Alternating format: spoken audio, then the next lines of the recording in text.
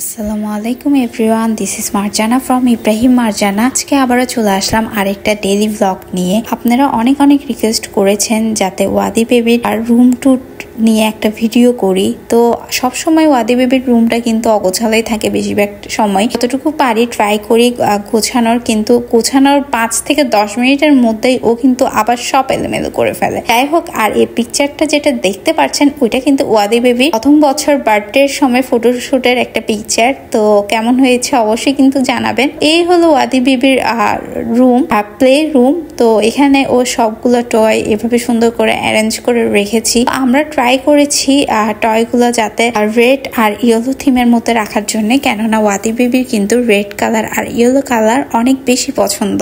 কিন্তু সবকিছু তো আর সেম মনের মতো সবসময় মিলে না। তো যতটুকু পেরেছি রেড আর ইয়েলো কালার রাখার ট্রাই করেছি। আর আজকে বিকেলে কিন্তু বাহিরের ওয়েদারটা অনেক বেশি সুন্দর লাগছে, তো ওইটাও ভিডিও আপনাদের সাথে শেয়ার করছি। এদিকে বারান্দায় আসা মাত্র ওয়াদি বেবিও কিন্তু আমার সাথে চলে আসলো। ওয়াদি বেবির বারান্দা থেকে এই হলো আমাদের ভিউ, মানে আউটসাইড ভিউটা কিন্তু আমার অনেক বেশি ভালো লাগে। আর যেহেতু এখন অলরেডি উইন্টার চলেই এসেছে, আসরের পর মানে বিকাল টাইমে 4টার পরে কিন্তু এই সময়টা আমার অনেক বেশি পছন্দ। কি আমার মতো এই সময়টা মানে ভালো লাগে, সময়টা পছন্দ করেন অবশ্যই কিন্তু জানাবেন। এদিকে ওয়াদি বেবির রকারের অবস্থা দেখতেই পাচ্ছেন, রকার কিন্তু অলরেডি ভেঙে চুরে শেষ, উপরের পাটটা ভেঙে ফেলেছে। আর এদিকে ওর হচ্ছে স্টাডি রুমের অ্যারেঞ্জ করেছি, মানে একটু পড়তে বসবে, পড়া দেখা আর কি, দুষ্টমির শেষ নেই বাচ্চাদের। এদিকে স্লাইড দেখা মাত্র ওর কিন্তু স্লাইড অনেক বেশি পছন্দ, স্লাইড আর সুইং। আর স্লাইডের থেকে তুলনামূলক কিন্তু সুইংই পছন্দ করে, দেখতে পাচ্ছেন। এরপরে এদিকে ও বসে বলছে ও নাকি গ্র্যান্ডপার মতো এদিকে সুইং করছে রকারে বসে বসে। মাশাআল্লাহ, দেখতে দেখতে ওয়াদি বেবিও বড় হয়ে যাচ্ছে। আর যত বড় হচ্ছে তত কিন্তু দুষ্টমির শেষ নেই।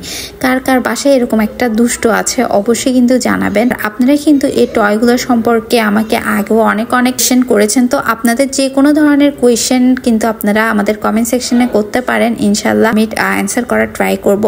তো ইব্রাহিম বাহির থেকে আসার পর ওর নাকি ভীষণ ক্ষুধা পেয়েছে, তো ওর অনেক নাকি লুচি খেতে ইচ্ছে হচ্ছে। আর ঠান্ডার মধ্যে কিন্তু এই গরম চা দিয়ে লুচি খাওয়ার মজাই আলাদা। আমারও কিন্তু লুচি অনেক পছন্দ, কিন্তু উইন্টারে আমার অনেক লেজি একটা টাইম কাটে, কিছু করতে ইচ্ছে করে না। ও হাজবেন্ড যেহেতু খাবে বলেছে, আবদার করেছে, হাজবেন্ডের আবদার তো রাখতেই হবে। যাই হোক, এখানে হচ্ছে ল্যাপটপার দুপুরের কিছু ভেজিটেবল ছিল, বাঁধাকপি চিংড়ি মাছ দিয়ে ভাজি ছিল, ওইটা নিয়ে আসলাম। আর চা দিয়ে সাথে গরম লুচি খেয়ে নিল। আর এদিকে ওয়াদি বেবিও লুচি নিয়ে রেডি করা নিয়ে ব্যস্ত। হোক, এদিকে আমি কিন্তু চার মধ্যে এই লুচিগুলো এভাবে করে ভিজিয়ে খেতে অনেক বেশি ভালো লাগে। যারা চিটাগাং এর আছেন তারা কিন্তু প্রায় সবাই কিন্তু এই টাইপসের এই পরোটা লুচি এগুলো দিয়ে কিন্তু চা এভাবে করে খায়। কে আমার মতো এরকম চার মধ্যে রুটি পরোটা লুচি এগুলো চুবিয়ে খান অবশ্যই কিন্তু জানাবেন। এদিকে আপনাদের ভাইও কিন্তু আলহামদুলিল্লাহ অনেক মজা করে খেয়েছে। আর লুচিগুলো দেখতে পাচ্ছেন অনেক ফুলকো আর অনেক সফট হয়েছে।